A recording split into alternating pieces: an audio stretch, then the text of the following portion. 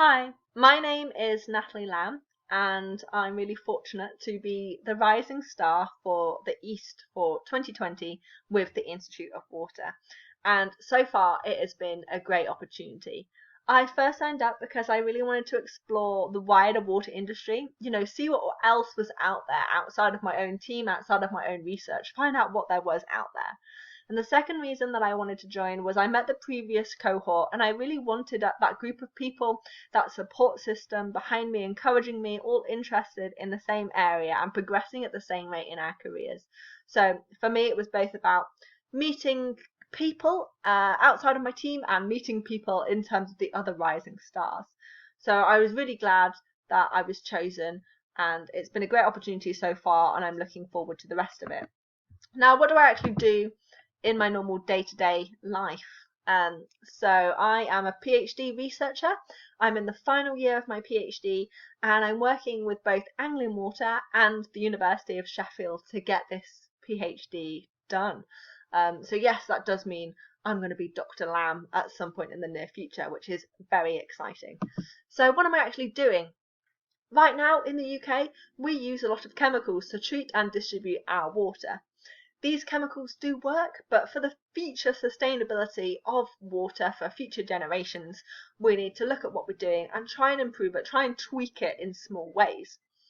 Now, one of these ways that we can improve it is by looking at better optimizing, reducing the dose of chemicals, with a view of maybe even going completely chemical free in our drinking water treatment and distribution in the future.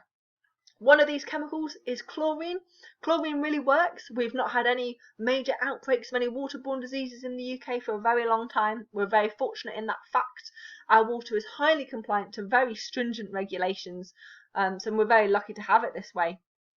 But other technologies do exist, and chlorine can have some minor problems. So it can cause taste and odour concerns, and it has the potential to form disinfection byproducts, and we're all humans at the end of the day. Accidents can happen which can damage the environment and hurt people.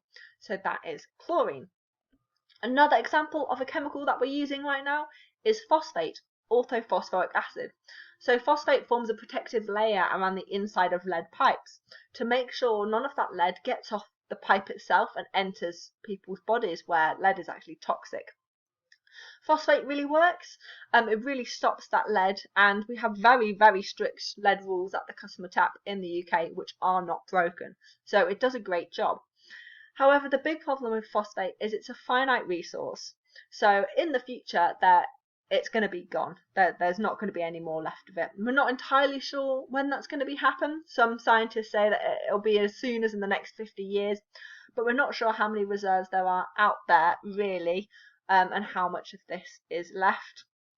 Also, accidents do happen. Leakage from pipes happens. Phosphate, when it enters the environment, local water bodies, it can result in toxic algal bloom. So we've got a nice image here of a green lake. This is an algal bloom.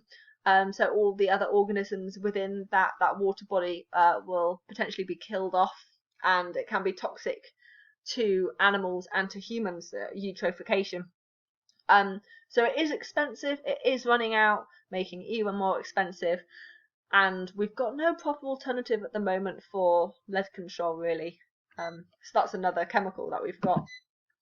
So if we had the perfect pipe system, they were perfectly clean, brand new, no lead, could we get rid of the chemicals today? Can we stop dosing chlorine and stop dosing phosphate? Well, I produced this fake pipe network system and fake customer tap to see if we can do just that. This is freshly laid, brand new plastic pipes in a shipping container. We've got one wall of pipes that's got chemicals in, one wall of pipes that does not have chemicals in, and I'm comparing the microbiology within them and the water quality within them to see if there's any difference there. Would there be any impact on current compliance if we stopped dosing these chemicals? So I'm doing all sorts of futuristic things with these pipes, as well as the normal things that we normally do. So normal things like looking at the phosphate, the sulfur, the pH, the carbon, those sorts of things. I'm doing normal plate counts that we would normally be doing on agar to see what grows on a plate, as well as things like DNA sequencing and using flow cytometry, which is a machine that uses lasers to count individual numbers of cells. So that's really exciting that I've had access to all of these different resources, and that's because of the collaboration between industry and academia that I've been able to have access to these.